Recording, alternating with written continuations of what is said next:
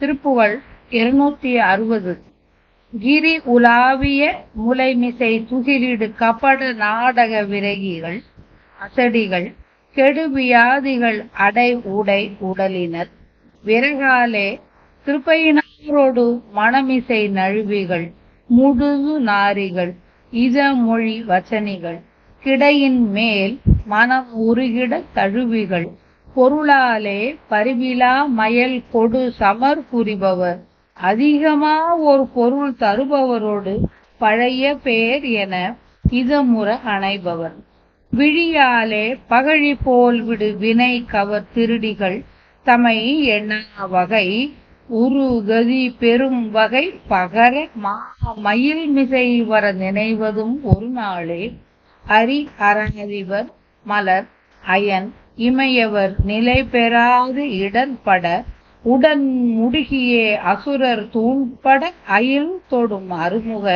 இளையோனே அரிய கானகம் உரை குறமகளிட கணவனாகிய அறிவுள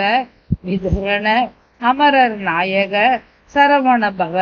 திரள் உடையோனே தரும நீதியர் மறை உளர் உரை உளர் சரிவுரா நிலை பெரு தவமுடையவர் தளர்விலா மனம் உடையவர் அறிவினர் பரராஜர் சகல லோகமும் உடையவர் நினைபவர் பரவு தாமரை மலரடி இனிது உற தணிகை மாமலை மணி முடி அழகியல் பெருமாளே விழியாலே பகழி போல் விடு வினை கவர் திருடிகள் தமை எண்ணா வகை உரு கதி பெரும் வகை பகர மாமயில் மிசைவர நினைவது ஒரு நாளே அரிய கானகம் உரை புறமகளிட கணவனாகிய அறிவுள விதரன் அமரர் நாயக சரவண பவ திரள் உடையோனே தணிகை மாமலை மணி முடி அழகியல் பெருமாளே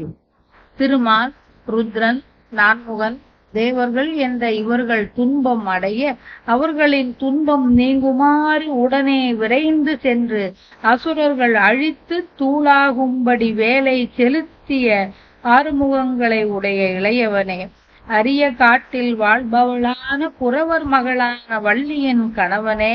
அறிவுடைய அருங்குணம் உடையவனே தேவர்களின் தலைவனே சரவண பொய்கையில் தோன்றியவனே பெரிய ஆற்றல் வாய்ந்தவனே தர்மமும் நீதியும் வாய்ந்தவரும் வேதத்தை ஓதியவரும் பொறுமை உடையவரும் தப்பாத நிலைத்த வகையிலே பெரும் தவம் செய்பவரும் சோர்வில்லாத மனத்தை உடையவரும் அறிஞரும் மேலான மன்னரும் எல்லா உலகங்களுக்கும் தலைவரானவரும் அன்புடன் நினையும் அடியவரும் வணங்கி துதிக்கும் தாமரை மலர் போன்ற திருவடி இனிது பொருந்த பெற்ற தணிகை மாமலையின் அழகிய உச்சியில் அழகொழுக வீற்றிருக்கும் பெருமாளே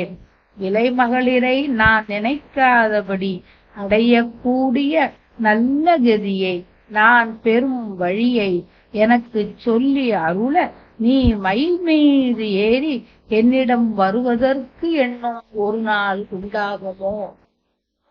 எனக்கு அருள் செய்வாயாக என்றவாறு